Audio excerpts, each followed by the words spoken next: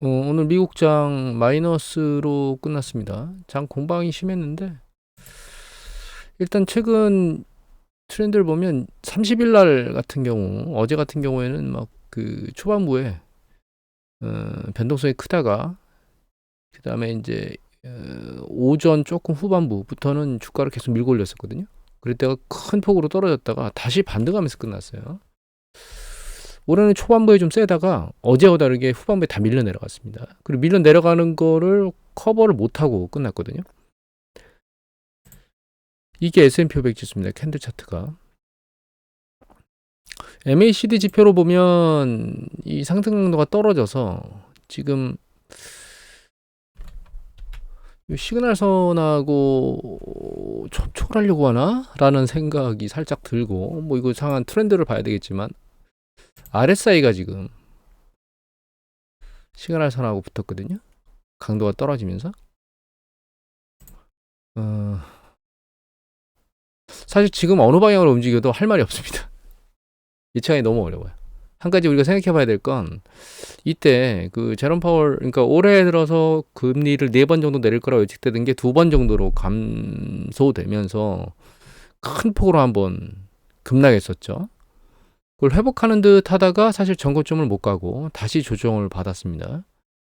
그리고 요번에 딥시크 난리를 치면서 한번 큰 폭으로 하락했다가 다시 머리를 들고 있긴 한데 여기 전고점 돌파를 하러 못 가고 지금 오늘 쭉 빠졌거든요. 이게 그 사실 딥시크 이슈가 큰 폭으로 일어날 이슈는 아니잖아요. 제가 생각하기엔 일단 시장의 변동성이 어떤 특정한 이슈에 너무 하락폭이 커요. 그런 것들이 좀 눈에 걸립니다. 그래서 윗방향보다는 아랫방향이라는 생각을 하고 있긴 한데 이걸 확정해서 얘기를 드리기가 쉽지 않은 것 같아요. 그리고 이게 이제 요게 나스닥입니다. 요게 S&P 500 지수고 둘 다 전고점 언저리에서 헤매고 있어요. 돌파를 못하고. 이게 엔비디아입니다. 얘가 대장주였죠. 대장주였던 게 여기 이후에 작년 11월 이후에 사실 고점을 못 뚫고 있고 요번에 딥시크 때문에 난리를 치면서 급락했다가 반등을 했는데 반등 시도가 지금 상대적으로 약화되면서 또 밑으로 쭉 빠졌거든요. 다만 이게 모두 그 S&P 500 지수나 나스닥을 급격히 끌어내려갈 요건이다라고 보기는 좀 녹록치 않은 게 이게 매그니피션트 7이거든요. 그러니까 그 주요 7개 상위 시총세 7개짜리 움직임인데 얘는 엔비디아보다는 훨씬 덜하죠. 그리고 이제 엔비디아 오늘 급락했는데 얘 같은 경우 옆으로 기었습니다. 이게 메타입니다. 메타는 얘는 급락하고 있는데 얘는 들려 올라가고 있죠. 그러니까 하드웨어 쪽은 예전에 한번 말씀드린 적이 있는데 AI가 하드웨어 소프트웨어 쪽으로 넘어가는 것 같다라고 하는 이야기를 작년 후반부에 드린 적이 있습니다. 엔비디아는 헤매고 있고 구글이나 이런 것들이 이제 메타나 이런 것들이 들리는 걸 보면서 그 얘기를 드리긴 했었는데 그런 패턴을 현재 움직이고 있는 것 같아요. 딥시크가 열광하는 거 보고 그리고 딥시크가 사실은 그 뭐 오픈 AI나 다른 쪽에를 기본 바탕으로 두고 거기서 학습된 데이터를 일단 기본 사양으로 두고 서비스를 하는 것 같거든요. 그래서 이제 AI 쪽에 소프트웨어 쪽으로 이제 영역이 넘어가는 것 같고 그래서 지금 방향성을 예측하기가 녹록지는 않습니다. 양쪽 다 충격을 받아야 되는데 소프트웨어 쪽하고 하드웨어 쪽하고 하드웨어 쪽은 충격을 받고 있고 소프트웨어는 그 충격이 덜하거나 혹은 강세를 보이고 있거든요. 주식시장의 방향성 예측하기는 좀 쉽지 않고 경제지표만 좀 보도록 하겠습니다. 이게 그 PC 지표가 나왔거든요. 개인 소비 지출 물가 관련된 지표가 나왔는데 요거가 전월 대비 증감률입니다. 요게 전년 동기 대비 증감률이거든요. 그래서 요거는 그 코어 PC는 아니고 잠시만요. 요 코어 PC네요. 잠시만요. 요게 전체 PC이고요. 요게 코어 PC였거든요. 그런데 전체 PC를 먼저 보면 여기 보시면 쭉 추세적으로 전년 동기 대비 증감률이 내려오다가 한 번, 두 번, 세 번, 3개월 연속 위로 튀었습니다. 전년 동기 대비 증감률이. 그다음에 이건 전월 대비 증감률이거든요. 전월 대비 증감률도 사실은 위로 튀었어요.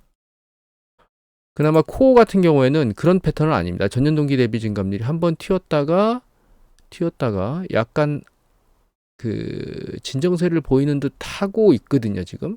다만 전월 대비 증감률은 둘 다 튀었는데 일단 하락 강도가 2%로 근접하라 내려와야 되는데 내려오는 강도가 멈췄죠, 지금. 코어 PC는 그러니까 그 전체 PC는 들렸고 그래서 연준이 기준금리를 내리는 속도가 둔화될 것이다라고 생각을 해봐야 될 것 같고 지금 트렌드로 놓고 보면 그래서 이번에 금리 동결이 됐잖아요. 페드 워치에 보면 금리 인상 시기가 상당히 늦어질 거라고 예측을 하고 있거든요. 자, 페드 워치인데 제가 금리 인상이라고 했나요? 혹시? 금리 인하 시기가 한참 늦어질 것 같은데 지금 요번에 이제 3월 달에도 4.25에서 5.0 사이 현재 유지하고 있는 요 타겟을 유지할 거라고 생각하고 있고 5월 달에도 이쪽 영역이 더 큽니다. 그러니까 5월까지도 사실 금리를 현재 상황을 유지할 거라고 생각하는 사람들이 많다는 겁니다. 전문가 입장에선. 6월 달 들어서야 이쪽으로 비중이 좀 넘어가 있는 상황입니다. 이쪽이 줄고 그래서 6월 달 정도 돼야 실제로 금리를 0.25포인트 더 내릴 거다 이렇게 생각하고 있다는 거죠.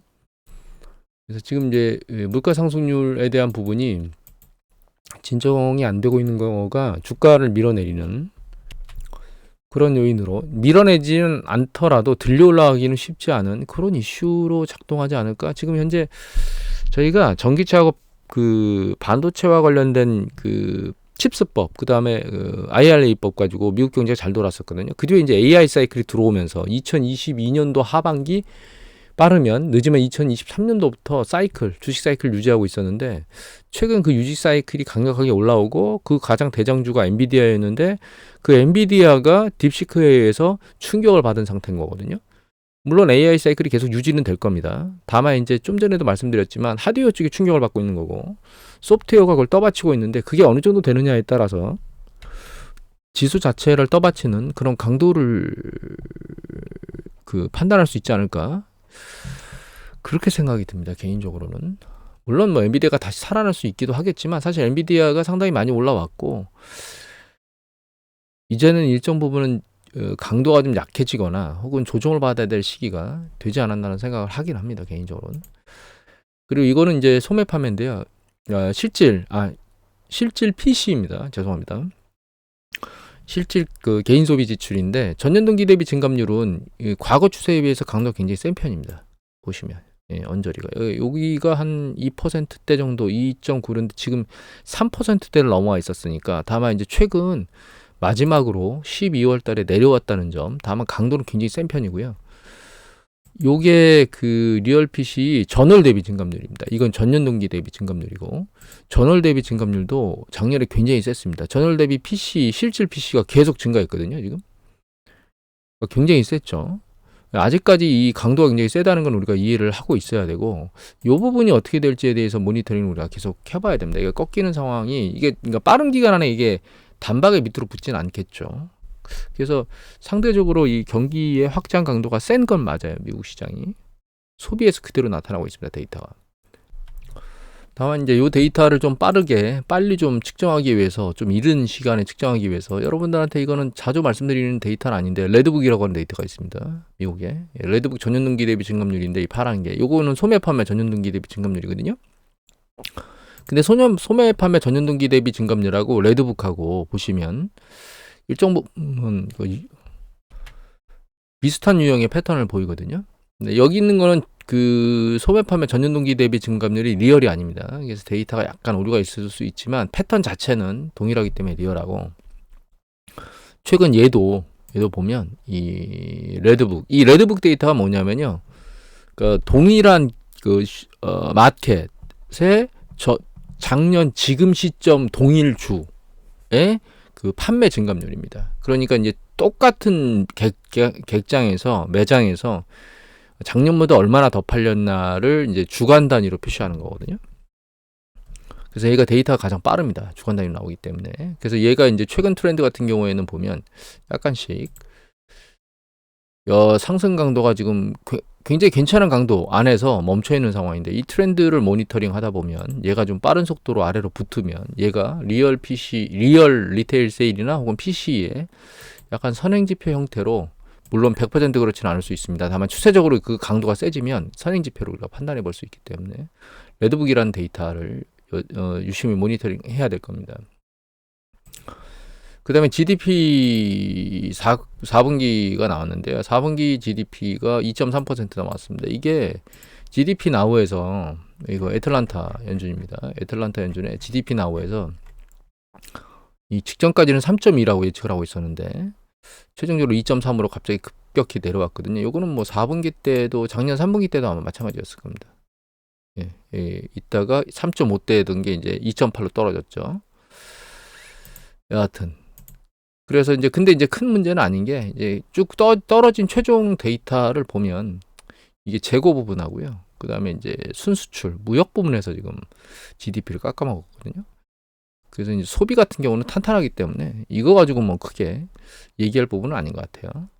그리고 이제 요번에 1분기 데이터가 나왔는데 1분기 이제 잡기 시작했는데 이제 이게 2.9. 그다음에 뉴욕 연준 같은 경우에도 데이터를 잡습니다. 이건 나우캐스트라고 얘기하는데 여기 보시면 얘도 이제 한 2.9 정도 1분기에 지금까지는 그런 트렌드로 지금 보고 있는 상황입니다. 요게 노동 시간인데요. 오버타임이니까 잔업 얘기하는 거거든요. 그러니까 정규적으로 일하고 그 이상 플러스 알파에 하는 그 잔업이 많은 경우에 고용의 필요성이 늘어나겠죠. 검은색이 전체 다고요. 잔업이 최근 트렌드를 보면 작년 한 중순쯤에 좀 1월 달에 좀 약하다가 다시 밀려 올라가서 있었는데 작년 한 7, 8월부터 잔업 강도는 약해지고 있습니다.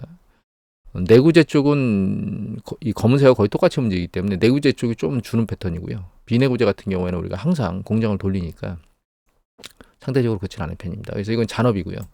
요 같은 경우가 전체 모든 노동자의 그 민간 쪽에 제조업하고 서비스업의 주간 평균 노동 시간이거든요. 근데 얘도 이제 토탈로 놓고 보면 상대적으로 지금 늘진 않고 있죠. 검은색입니다. 이게 제조업이거든요. 제조업 같은 경우는 추세적으로는 약간 약화되고 있는 과정입니다. 여기 작년에 요 초반에 한번 쭉 들렸다가 추세적으로는 약화되고 있고요. 서비스업은 작년 이후에 큰 변화가 없이 움직이는 패턴을 가지고 있습니다. 제가 이걸 보는 이유는 이 그 노동 시간이 늘어나게 된다면 그리고 잔업 시간이 늘어난다면 그거는 결과적으로 이제 사람이 더 필요하다는 뜻이겠죠. 그래서 고용 시장에 영향을 미칠 것이다라고 생각하고 보는 거거든요. 근데 지금 그렇지는 않은 것 같아요. 그렇게 이제 강렬하게 고용 시장을 끌어올리거나 그럴 상황으로 노동 시간이 늘어나고 있는 건 아닌 것 같고요. 그렇다고 해서 뭐 급격히 하락하면서 고용을 축소시키는 뭐 빠른 변화 이런 것들의 뉘앙스는 아닌 것 같습니다. 이 떨어지는 강도가 뭐 이렇게 급격히 떨어지거나 이런 상황이 아니기 때문에. 다만 이게 중립적 상황이라고 보면 그러니까 고용을 계속 빠르게 창출하지 않고 실업도 그렇게 급격히 양산하게 아닐 거라면 중립 상황이라고 생각을 해본다면 이게 이제 가끔 보여드리는 비농업 부분 전체 고용 그러니까 이게 매월 고용되는 숫자, 신규로 고용되는 숫자, 요거는요 신규 실업수당 청구 건수입니다. 이건 주간 단위로 나오고 이게 비농업 부분 전체 고용 숫자입니다. 근데 신규 실업수당 청구 건수가 지금 위도 아니고 아래도 아니고 옆으로 기고 있거든요.